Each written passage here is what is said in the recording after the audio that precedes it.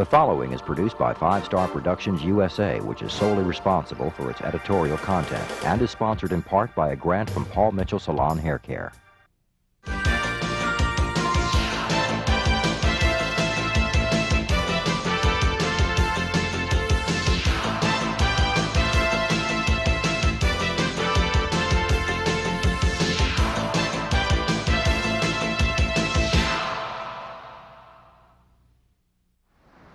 Wildlife is one of our most precious and irreplaceable natural resources.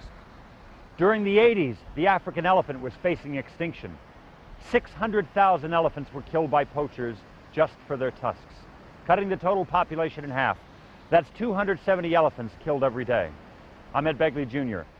Join me as we study solutions to this and other environmental problems on Today's Environment. Today, City Saving Council gas, in effect reducing with burning, 9,000 reducing air supermarkets likely pollutants by blasting a 30%. milestone. Educational programs.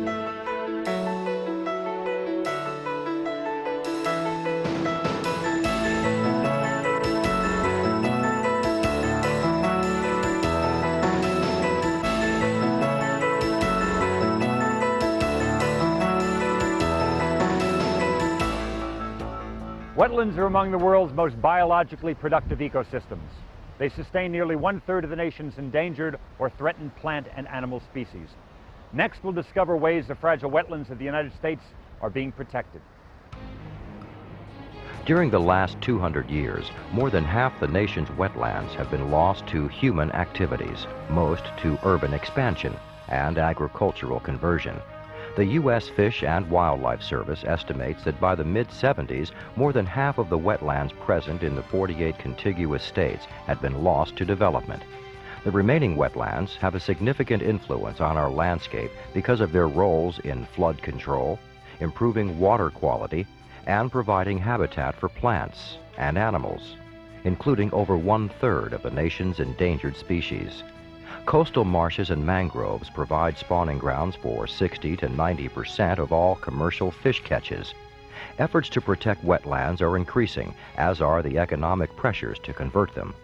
It's important to learn how to identify wetland areas at the greatest risk, protect the remaining ones, and replace or restore damaged areas, as well as design them so that they develop like natural wetlands. Mantech scientists have been working with the Environmental Protection Agency Wetland Research Program to learn how to best protect this valuable resource. They were incorporated in 1968 and employ almost 3,000 people at 70 locations worldwide. It's one of the largest privately owned providers of professional and technical services, and Mantech Environmental Technology Incorporated is their division responsible for environmental research. Here in the Portland, Oregon metropolitan area, the company is involved in field studies of both natural and man-made wetlands. The strategy is to compare restored or man-made areas to natural ones in similar settings.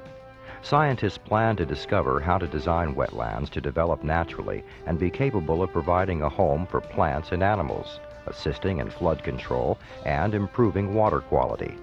In a typical field day, crew members identify plants, collect soil samples, map and photograph the area, and measure elevations and water depths. Botanists identify the plants to determine their species and abundance. Soils are sampled to determine their type and whether or not they are wet. Maps are made to determine the area, boundaries, and significant landmarks. Photographs are taken for a visual record of the development. Elevations and water depths are measured to determine basin form. The knowledge gained from this research can help resource managers restore the damaged sites. The goal is to provide this information to wetland managers in other areas to establish a sound scientific basis for their local design. The basic goal remains the same: to help nature repair the areas people have damaged.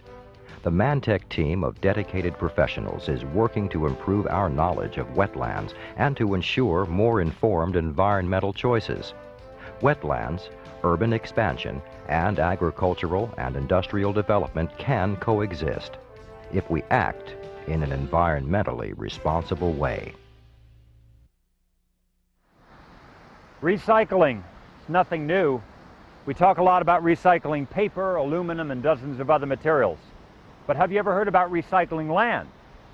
Today's environment learned of a process that turns contaminated land back into a productive resource. Santa Rosa, a growing city of about 100,000 people north of San Francisco, is not unlike many other towns across the country. For more than 65 years, the city operated a garage on a 3.3-acre site where buses, fire trucks, and other vehicles were stored and maintained. The people in town refer to it as the Old Corporation Yard. Located in the middle of an established residential neighborhood is also the site of a historic landmark, a round wooden barn.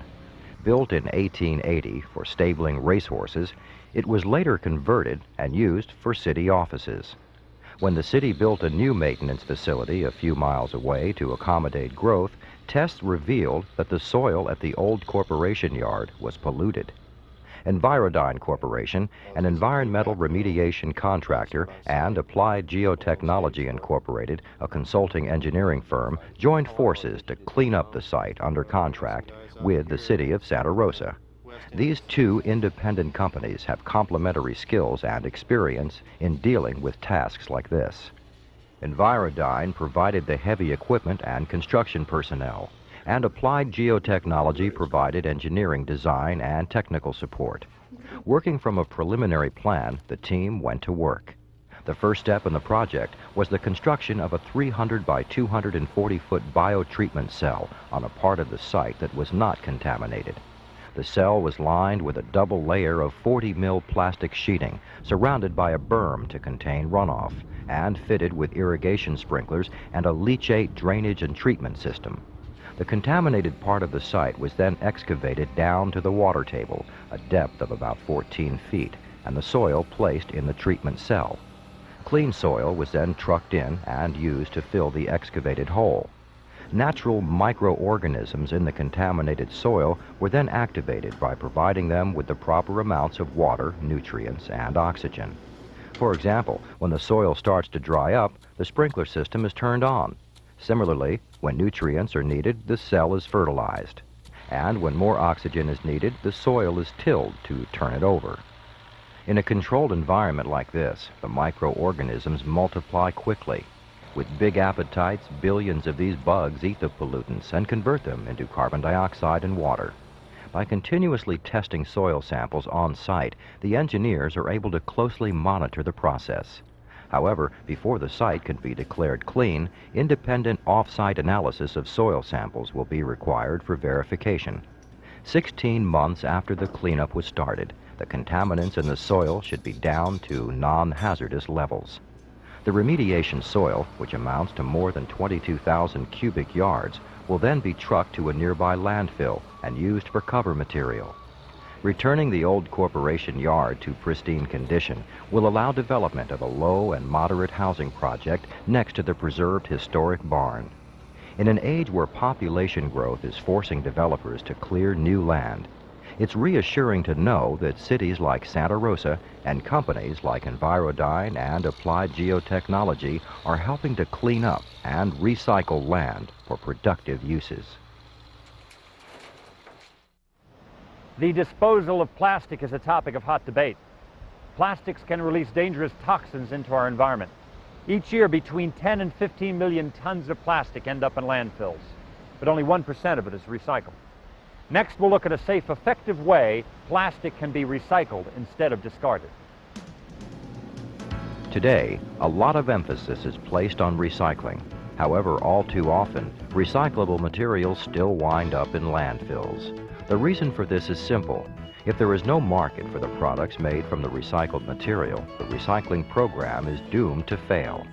When recycled products cost more than those made from virgin materials, most consumers will purchase the least expensive brand.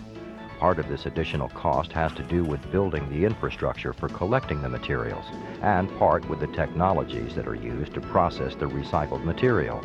Further complicating the consumer's purchase decisions is the perception that recycled products are inferior. However, Advanced Environmental Recycling Technologies Incorporated, AERT, in Rogers, Arkansas, and Junction, Texas, has developed several new products and is aggressively working to commercialize them. To illustrate, AERT has come up with a patent way to recycle plastics and wood fibers to produce Moisture Shield, a new composite building material that offers many advantages over wood for certain uses. By engineering a high percentage of wood fibers with recycled plastics, they're making a moisture-resistant product, one that will not rot. The process starts with plastics obtained from various recycling centers and industrial sources. They're fed into systems that clean and process them to produce consistent raw materials. An independent neighboring plant extracts oil from cedar for use in fragrances. The sawdust, which is left over, is cleaned and processed, then used as a main ingredient in Moisture Shield. In a unique process, the plastic and sawdust are mixed with additives and then extruded into door and window parts, which are tested to conform to the highest standards. During this process, the wood fibers are encapsulated within the plastic to form a solid part that needs little, if any, cutting, milling, or shaping before final assembly. Moisture Shield can be nailed, sawed, drilled, cut, and sanded like solid wood. But unlike the wood that it is replacing in doors and window frames, it resists insects and moisture and will not rot or swell and requires no chemical preservatives. These composite materials are helping to preserve old-growth western forests, some of which have trees that are over 100 years old. It will soon have more strength and be used for the construction of entire houses. In another recycling project, they've developed a patented process in conjunction with Dow Chemical for recycling plastic bags and film materials. Each day, millions of these bags are used in supermarkets to carry groceries home. By recycling them, the recovered plastic can be used to make other products that have much longer lives. One significant benefit of this new process is that it produces very high-quality plastic pellets. These are used as raw materials for injection molding machines at companies like Rubbermaid, which uses recycled plastics in items such as trash containers as well as Little Tikes toys. AERT will continue to focus on commercializing recycling technologies and the development of markets for new products. In the meantime, everyone must do their part and not only recycle, but consider buying recycled products.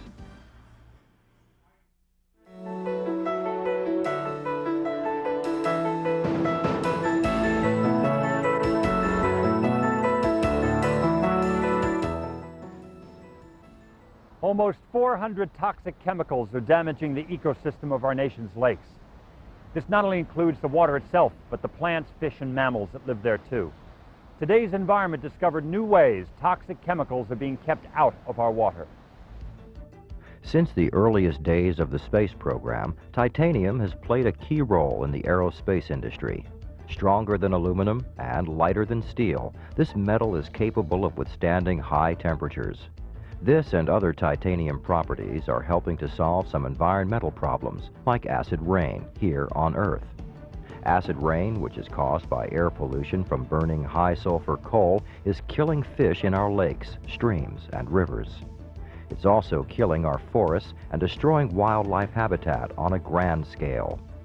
If left unchecked, acid rain could cause global warming due to the greenhouse effect.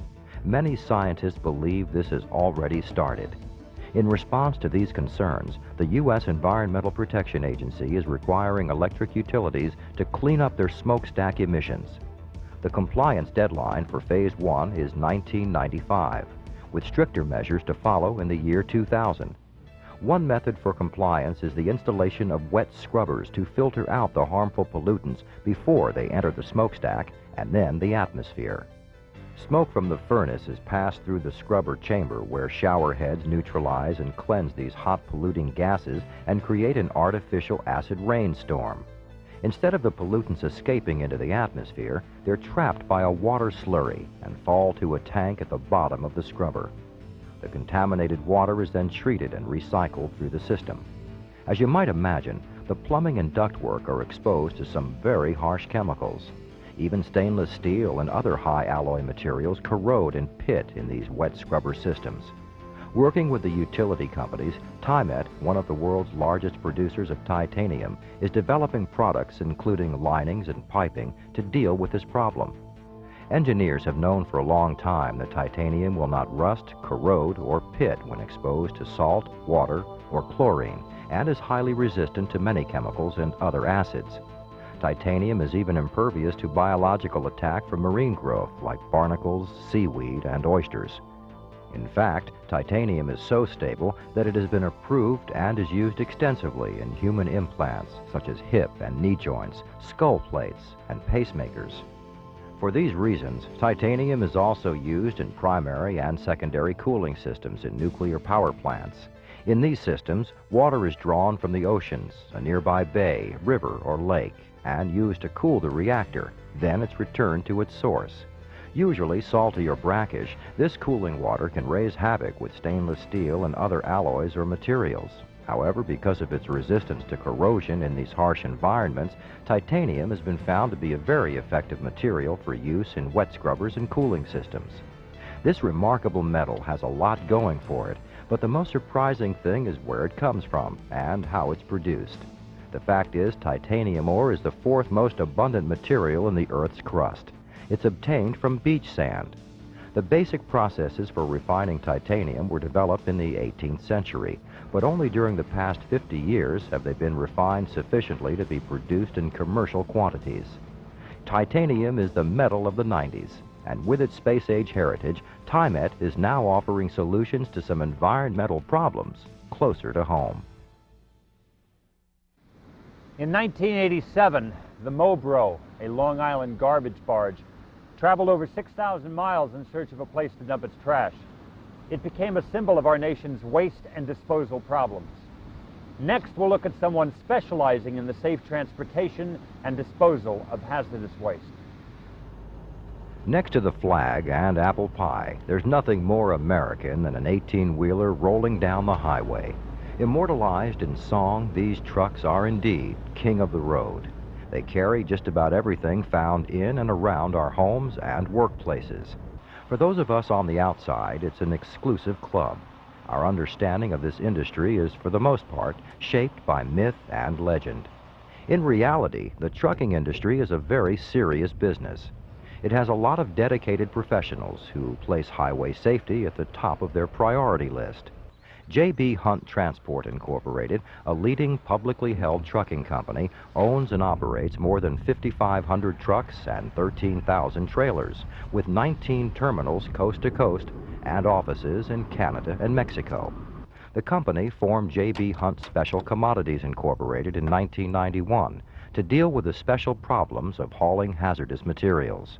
Although the company had a lot of experience in this area, it felt that its customers could be served better by dedicating a fleet of trucks and drivers to this specialized market.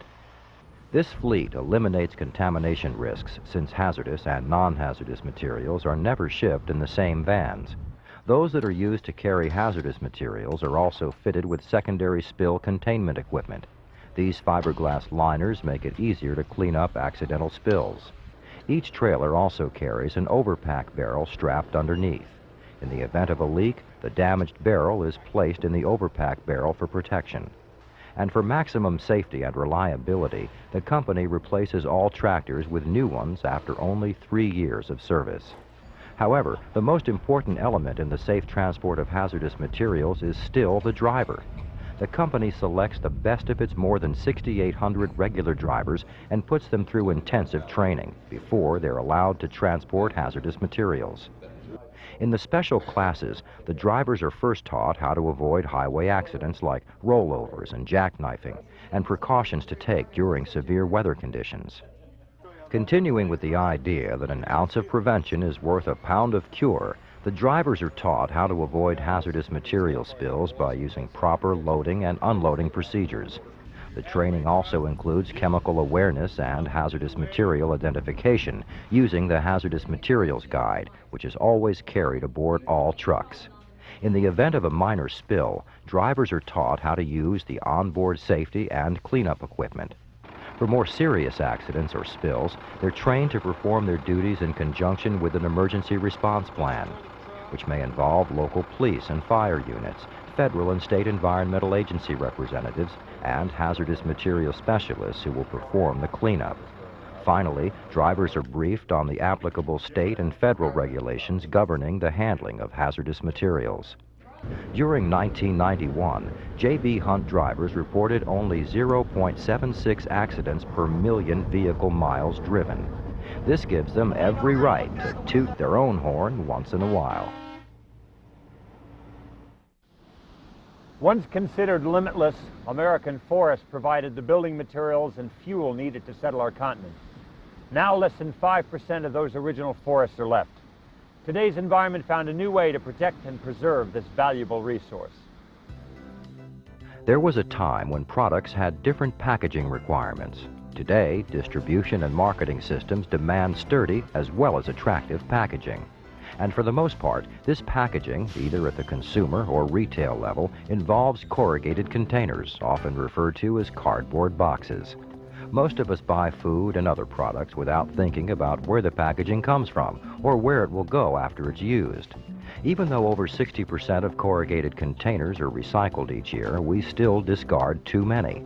All of us need to increase recycling rather than throw away a valuable resource that would take up landfill space unnecessarily. Menasha Corporation, a producer of paperboard and packaging, is committed to recycling. By combining state-of-the-art manufacturing processes with innovative technology, they're increasing the use of recycled corrugated packaging materials. Boxes that are to be recycled include post-consumer corrugated collected within municipalities and those collected at a variety of grocery and other retail stores. Millions of these containers are recycled daily. Bales of the material are sent to collection points, then on to Menasha's Otsego paperboard mill, where they're fed into a hydropulper. Here the paper fibers are separated in a slurry of water. The fibers are then cleaned and filtered to remove contaminants like staples, plastics, adhesives, and wax. At this point, the recycled paper slurry can continue the process and be used directly to make 100% recycled paperboard, or it can be mixed with new paper pulp. New paper pulp comes from trees, which are managed under Menasha's Environmental Stewardship Program in southern Michigan's forest lands. Through the selective harvesting of trees, this program benefits local landowners by improving wildlife habitat, recreation, and watershed protection. The Boy Scouts of America are involved in a long-term conservation agreement with the company's paperboard division. Proper stewardship of the forest resource is ingrained in the mission of both partners. When a forest is properly managed, the trees are not the only beneficiaries. Selectively cut trees are first processed into new paper pulp, then combined with the recycled paper slurry. This mixture is now ready for the next step of the recycled corrugated process. The pulp mixture is fed into the paper-making machines where it flows onto a continuously moving screen. Using gravity and vacuum drainage, about 30% of the water is removed from the pulp. The continuous sheet then enters a press that squeezes out most of the remaining water. Finally, the sheet is passed over steam-heated drums to dry before it is wound into rolls that are sent to corrugated plants where they're used to make various types of containers and displays. The recycling process not only produces high-quality, sturdy, and attractive packaging, but also exceeds the government's guidelines for making corrugated containers from recycled materials. Having made the complete cycle, this packaging is on its way around the loop one more time. Menasha is ready for the recycling challenge and encourages consumers to purchase more products that are produced from recycled corrugated materials. In 1989, a tremendous impact was felt throughout the world after an international ban on ivory went into effect. The price of ivory plummeted on the black market, and the retail price of ivory declined more than 75%. A combined effort of many people has helped prevent the African elephant from becoming extinct. Proof that we can all make a difference if we work together towards a common cause. I'm Ed Begley Jr. Join me next week as we bring you more environmental success stories on Today's Environment.